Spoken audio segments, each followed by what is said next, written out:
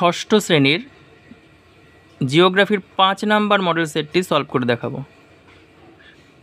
Second unit test 5 number model set. দেখো 1 number, পৃথিবীতে প্রথম প্রাণের সৃষ্টি হয়েছিল জলে।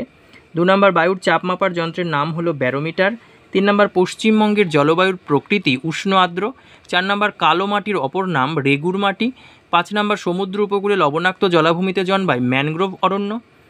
আচ্ছা, তারপরে 6 নাম্বার, সাধারণত শীতকালে শীতল অঞ্চল থেকে যে পাখিরা উড়ে আসে তা হলো পরিযায়ী পাখি।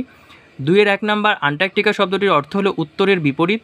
2 নাম্বার, গ্রীষ্মকালে কোন দিক থেকে মৌসুমী বায়ু প্রবাহিত হয়? দক্ষিণ পশ্চিম দিক থেকে। 3 নাম্বার, দেখো হিমালয়ের পার্বত্য অঞ্চলে কী ধরনের উদ্ভিদ দেখা যায়? পাইন এবং ফার।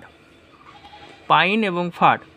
আচ্ছা, তারপরে দেখো 4 নাম্বার, থর মরুভূমি কোথায় অবস্থিত? রাজস্থান। আচ্ছা, এবার দেখো 3-1, বায়ুর আর্দ্রতা বলতে কী বোঝো? 183 পেজে 19 নাম্বার কোশ্চেন। পলিমাটির দুটি বৈশিষ্ট্য 275 পেজের 1 নাম্বার কোশ্চেন। ঘনীভবন কাকে বলে? 164 পেজে 27 নাম্বার কোশ্চেন। মাটি সংরক্ষণে দুটি উপায় লেখো, 277 পেজের 5 নাম্বার কোশ্চেন।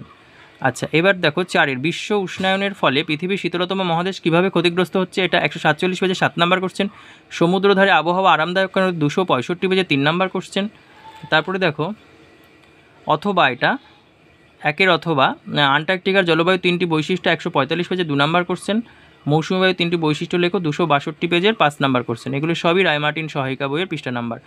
5-1 নাম্বার, দেখো মানুষ কীভাবে পৃথিবীর পরিবেশ বিনষ্ট করছে? এটা 120 পেজের 11 নাম্বার কোশ্চেন। 2 নাম্বার, জলচক্রে একটি চিহ্নিত চিত্র এঁকে প্রক্রিয়াটি ব্যাখ্যা করো, 117 পেজের 5 নাম্বার কোশ্চেন। 3 নাম্বার, দেখো বিশ্ব উষ্ণায়ন কীভাবে ঘটে ব্যাখ্যা করো, এটা 124 পেজের 16 নাম্বার কোশ্চেন।